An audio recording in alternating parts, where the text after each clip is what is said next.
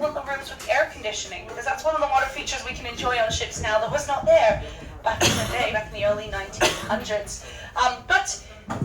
So in the early 1900s, those passengers would book the port side rooms on the way out and the starboard side rooms on the way back. And their tickets would be stamped port out, starboard home, because they were the rooms that they could open, get the breeze, they had the sunset, not like the sunrise with the sun beating in all day. It was a lot cooler and a lot of a more pleasant experience. And so their tickets would be stamped with letters P-O for port out and starboard home for S-H. So their tickets, P-O-S-H spells the word? Posh. Posh. So there is a little story there behind the word posh and how it is associated with the upper class and the well-to-do. There's also one more thing I haven't touched on. We sort of talked about a lot of things, but I know you're all desperate to find a hidden Mickey. So take a look around. There's 4 hidden Mickeys in the room in the form of the Disney Cruise Line logo. Yeah, you found it. Nice work. I was going to say, normally it takes someone a couple of seconds to find one. If you take a look at these very nautically themed lights up here, right in the middle, if you catch the right light, you'll see a little Disney Cruise Line logo. Now, as my dad would say, that's enough Mickey Mouse for him. Don't get me wrong, my dad is a Disney fan. He does enjoy his favorite characters, Jiminy Cricket. I think him and the mouse just have a personal grievance since when I was 9 years old, and I only remember I was 9 because I had to pretend I was 8 and a half for the whole trip. We went to Disney World. Yeah, you know. we went to Disney World, and my mom had to bring back a Mickey Mouse. And so since I was 9 years old, so for the last 20 years, my dad's had to share a bed with a big 6-foot Mickey Mouse that my mom got from Walt Disney. It was like the biggest one on sale at the time. I think it cost like $100 back in 20 years ago, so you can imagine how much it would cost today. It was huge. And he's still there, so yeah. But anyway, that's my fun little fact. A little bit more about me. Should we head on over to Paolo and start talking transformation? Yes. Fantastic. If you are joining me on the tour, please bring everything with you, your beverages, everything. If you're all just chilling out here, great. If you're heading to Remy, enjoy. Have a dessert for me. Let's go.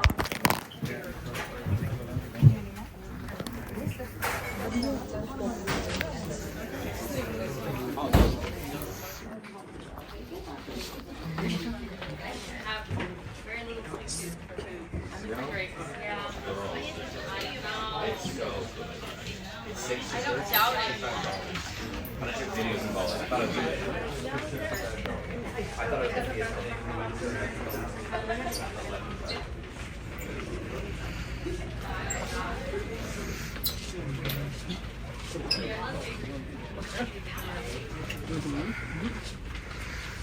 Welcome everyone. Come on in.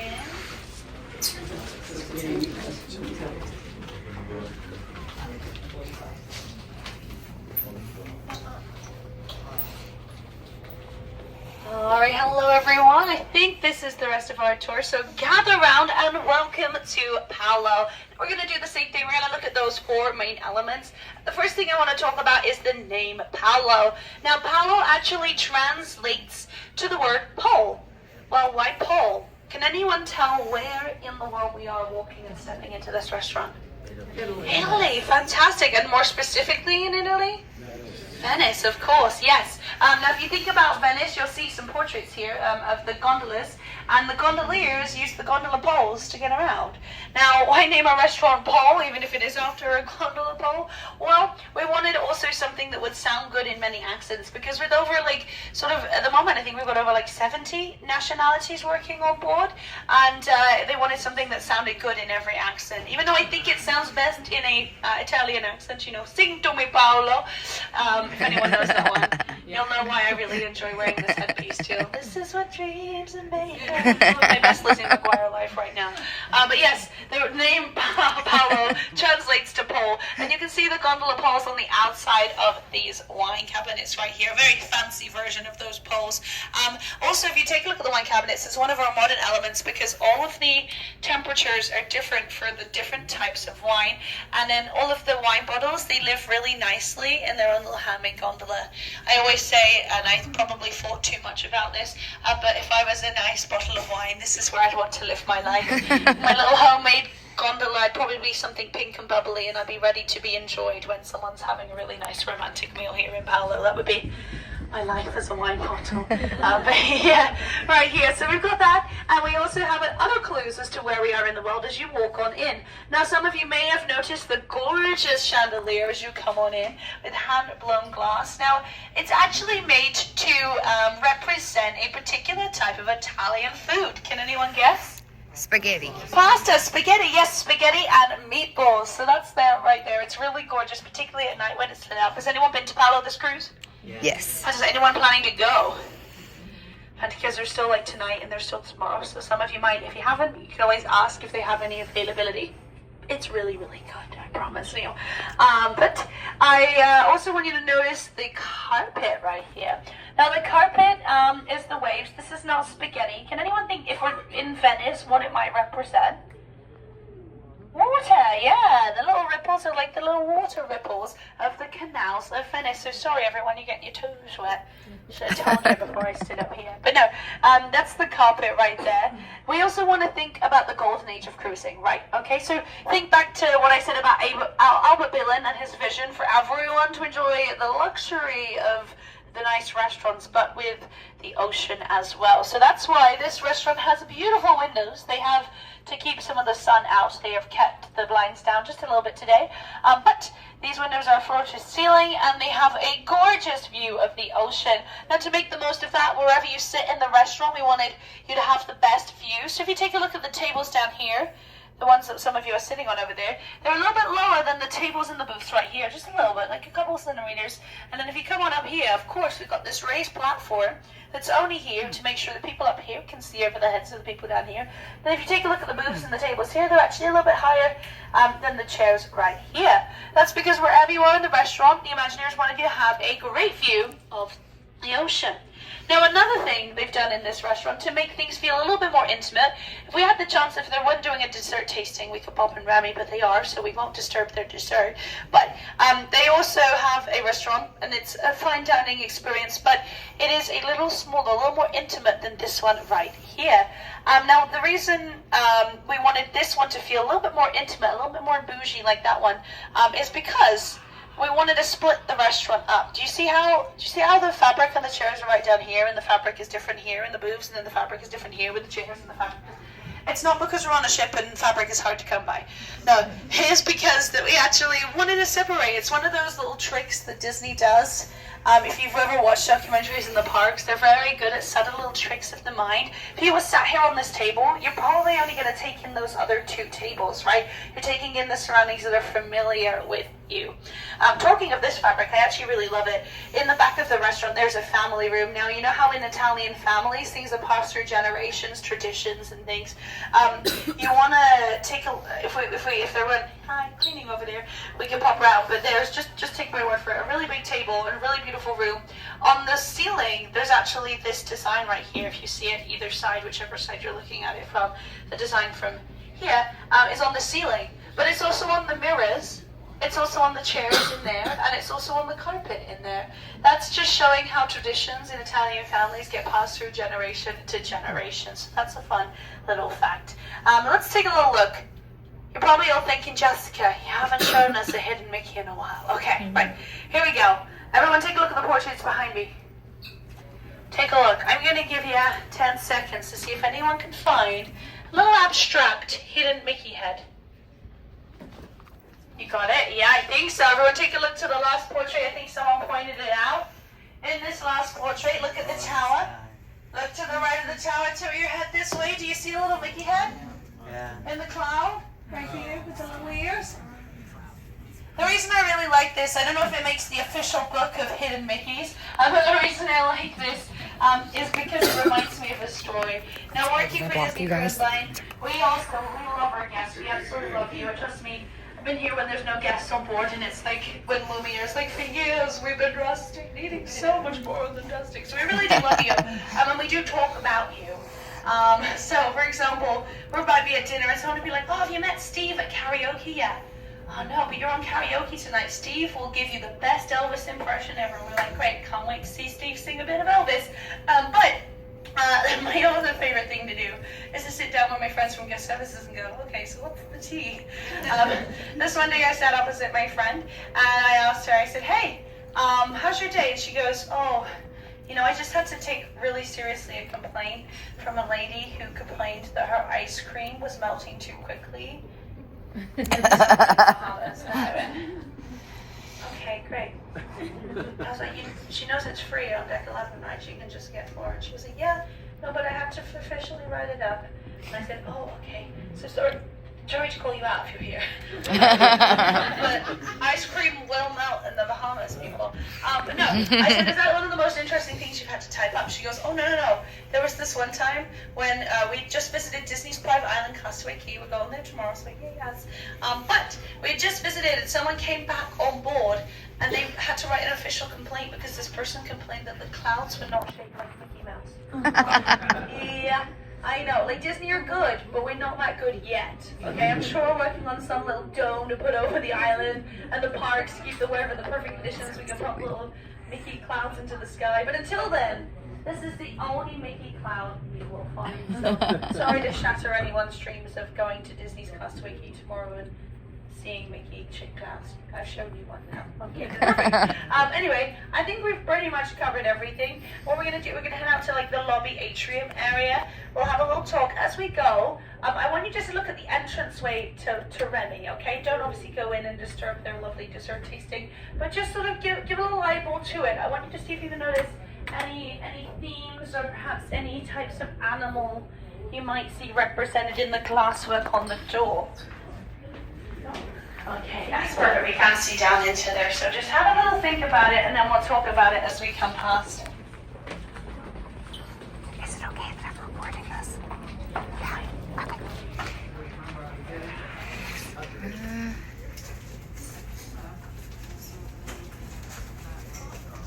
Okay.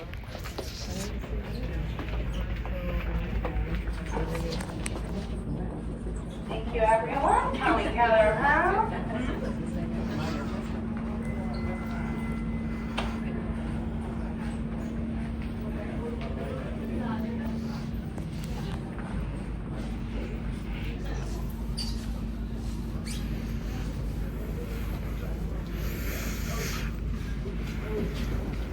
Thank you. I'll just wait for everyone to come on through. If you think you're the caboose, give me a thumbs up. We got just a few more people.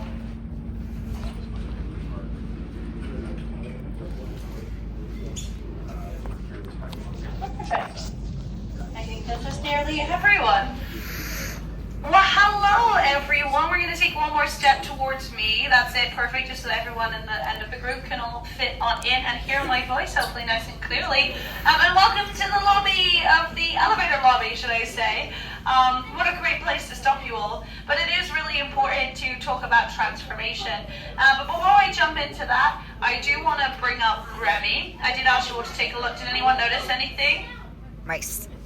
It is a peacock, absolutely. I saw the wrong thing. In the glass, the little feathers. Of course, the movie Ratatouille is inspired by the name Remy because Remy is the name of the little rat. So you can find many hidden rats inside the restaurant. Don't worry, the health inspector knows, okay? Or maybe they don't, but you know, it's fine. We pay them all.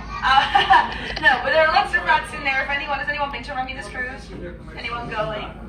Fantastic. Make sure you look out for all the hidden rats. Make sure they're in the upholstery, they're in the woodwork, they're everywhere there in Remy. And then we also have so many things I could talk about, but I do like to talk about the entranceway because the entranceway is that nod to the classic look and feel. Because back in the golden age of cruising, Art Nouveau was really big. And one of the big motifs of Art Nouveau was the peacock feathers. So that's why we have peacock feathers stained glass to the entrance of a restaurant themed after a rat, okay? But it's like that transformation of that, taking you back in time, if you will, to go and enjoy that restaurant. Back in time to when, if you ever go there, there's a little store specifically made for ladies' handbags, you know, their purses. So it's really, really cool, really nice, luxurious experience in there. With some really fancy wines. If anyone's going in and there's a bit of a wine connoisseur, you may get excited about some of the wines there. Anton Ego, who was the food critic in the movie, he ordered Perspective when he went to the restaurant. And he said, it'll go nice with a glass of Chateau Cheval Blanc 1947. Now, I don't know if anyone just Googled that to make sure that they put an expensive sounding wine into the movie, but it became an expensive decision for Disney because when they installed Remy here on the Dream and over on the Fantasy as well, they decided to buy some of that those bottles of Chateau Cheval Blanc 1947. There was 20 left in the world. Disney brought 4 of them. Yeah. Does anyone want to take a guess at how much it might cost you? Yeah, upwards of $25,000 is the starting point for that one, which is crazy, right? Yeah, but if anyone decides to open it, hey, invite me, you know? I might get fired, but what a way to go.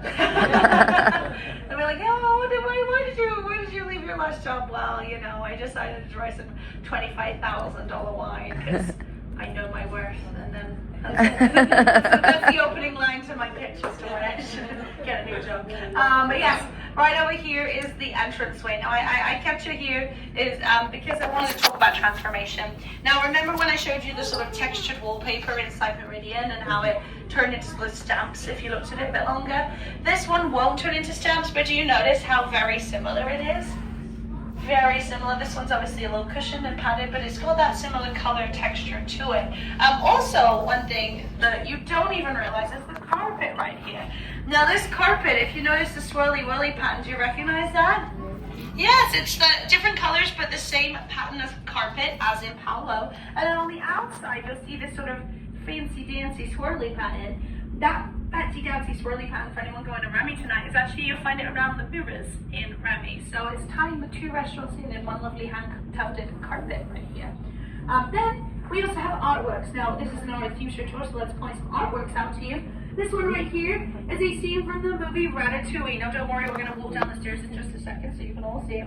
But this one is Remy looking into Cousteau's restaurant. Now, the reason it's good is because, of course, one of the restaurants you can come to up here is Remy. So as you're coming for Cabanas up, you go, hey, Remy's up here. Oh, well, Remy's on the wall, so it's probably up here. It also gives a nice area of perspective because we are here on deck 12 and there's no portholes in this current section. So you cannot see that we're up high, but this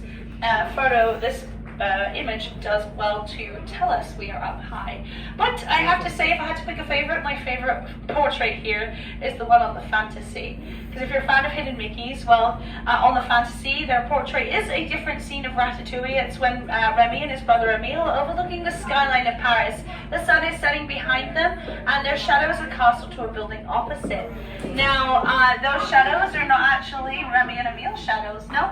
It is actually of Mickey Mouse and Walt Disney. It's like the partner statue where they're holding hands. So that's a really cool Hidden Mickey because it's got Walt Disney in it. So if anyone ever gets to go on the Fantasy, definitely take a look and you'll have a fun fact that you can share with people like you know what you're talking about.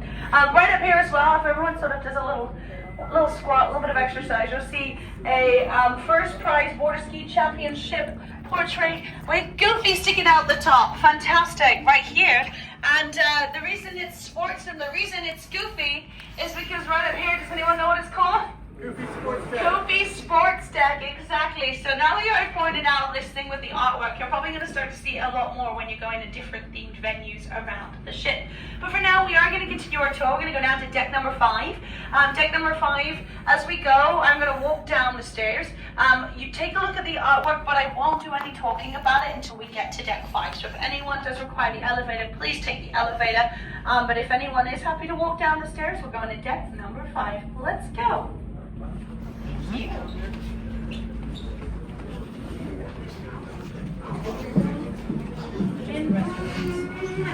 There's quite a lot of Hidden Mickeys everywhere.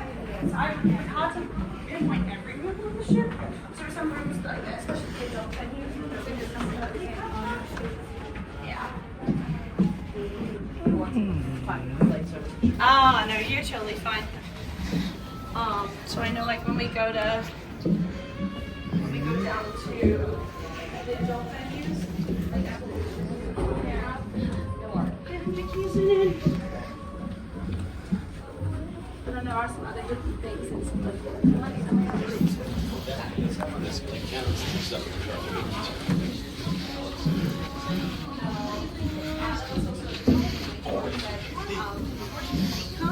but there is virtual tours on the TV. You can go to the house.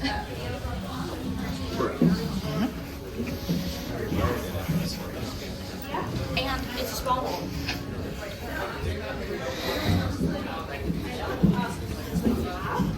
I know sometimes as well it's like a big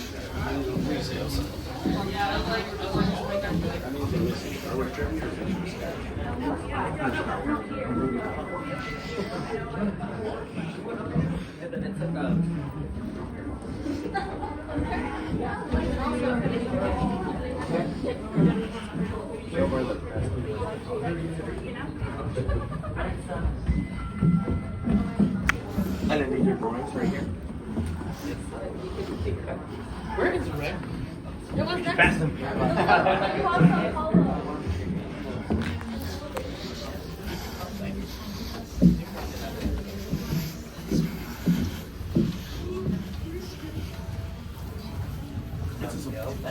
Geppettos. That's cool.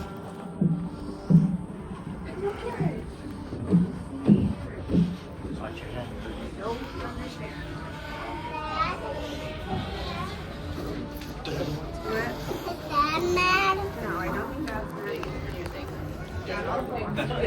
Well, hello everyone. I think we're almost all connected back together. There's a few more people, we can catch them up in just a second. But welcome to deck number 5. Now, I did ask anyone walking down the stairs with me to take a look at the artwork. You may have thought characters, you may have thought stories, you may have thought things you wanted to see. You might have saw, like artwork does. You see what you want to see from it. But the thing I wanted you to see was actually what changed about the artwork as we came down the stairs. Did anyone pick up on that? Become more like sketches. Yes, exactly. We've come down to sketches. So actually up the top we have the full color images, and when we came down we started losing color, and now we have sketches right here of Pinocchio. Now we actually saw that in the reverse way. The Imagineers wanted us to see it. Can you imagine if your room is right here on deck 5, 6, or 7? You sort of wake up in the morning. I don't know about you, but I definitely need like a moment to get going in the morning. Maybe a coffee, something like that.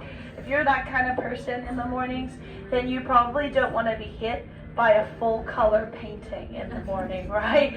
So the idea is if you're coming up to go to Cabanas, which is the place most people go first to get that coffee, you're gonna be going on up the stairs, and if you go on up the stairs you start seeing a little bit more color. You got this portraits right here, then you got the sketches from Mickey's Hawaiian Adventure, I believe, and then if you go up a little bit more you start seeing those ones from Dumbo between like sort of 7 and 8. That's one of my favorite artworks because my first ship I worked on was the Fantasy, and on the back of there they have Dumbo, and so I really enjoyed that artwork right there, and it has a little more color to it.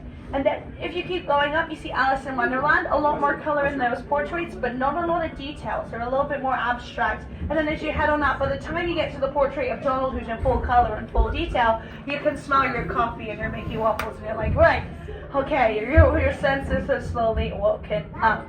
So that's a fun story about that artwork. But let's talk about this artwork right here. Now this artwork over here, as someone is beautifully demonstrating, is actually, well, this one is from the Pirates of the Caribbean ride.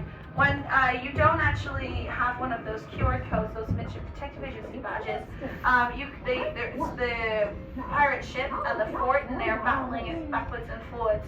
So there used to be 22 of these around the ship. There are now 21 enchanted artworks. Spoiler alert, they are TV screens, okay? But what is really magical about it is actually normal photos have a shadow on them. If you take a look on this side, there's a shadow like along the top of the painting. But on this side, they didn't do that. They had to digitally add the shadow. So if you take a little look at the top inch of the screen, they have a little digitally added shadow there for you, which is very, very cool to help make them feel more magical when they do come to life, just like that. Now, as I said, as you saw someone doing, they are part of the Midship Detective Agency, or as I like to call it, the Family Fitness Plan. Okay, they have it on deck 2 or deck 5 midship, a little booth where you can start it. You can get yourself a map and a detective badge, and you can go around. There's the Muppets, the portraits, and the puppies' cases to solve. So if you wanted to, you could go and do that. My tip to anyone that wants to do that but doesn't want to do as much walking is I recommend you just go to the closest portrait. You'll still still collect all the clues, just maybe in a different order. But once you've got enough clues, you can still work out who did it. Okay, because the game will try and send you from deck 2 forward to deck 10 off to deck 7 midship to deck 3 forward. You know, you're going backwards and forwards and backwards and forwards. So just find the nearest portrait and get those clues. Now, the other thing I wanted to mention, and it's really obvious here on day 5, is the ceiling height. Okay, there's a couple of reasons for this, but one of the reasons is because down this corridor, and this might be evident by the amount of tiny humans running around, but it's the kids club. The first place you get is the Oceaneer Lab. It's very nautically themed. The next place you're going to find is the Oceaneer Club. Now the Oceaneer Club has lots of different themed rooms. You have Andy's room, where the low ceiling heights really help because the toys are really big and it makes the kids feel like they're a toy in Andy's room. And then you also have Pixie Hollow as well. Again, with the lower ceiling heights, the kids can feel like they're fairies flying around in the treetops in there. You also have the Star Wars Millennium Falcon room. Now, if anyone's a Star Wars fan, highly recommend you go and check it out. They have the Millennium Falcon, and they have a little game that you can play. You can fly the Millennium Falcon, if you will. And think like the sort of images you see on Star Tours and Smuggler's Run. There are a lot of the images you'll find there, which is really, really cool. And then we also have the Marvel themed room. Now, before October 2024, so very recently, that room was actually an Infinity room. They remember that little game with the Disney characters, but they have since updated it to be a Marvel Web Warriors themed room. So it's all Spider-Man themed. So now there's a couple of Marvel fans on this cruise. I highly recommend, if you see on the Navigator app that it says open house, that means anyone can go. You don't have to have kids to go and view it. You can go on in, as long as you wash your hands, go on in to see all of those seat spaces. So I highly recommend that if you get the chance. But what we're going to do now is we're going to head down to deck number 4. Again, it's one flight of stairs. If you want to take the elevators, they're there for you. But we're going to take one flight down and just sort of stand in this area to talk about some of our adult spaces here on board.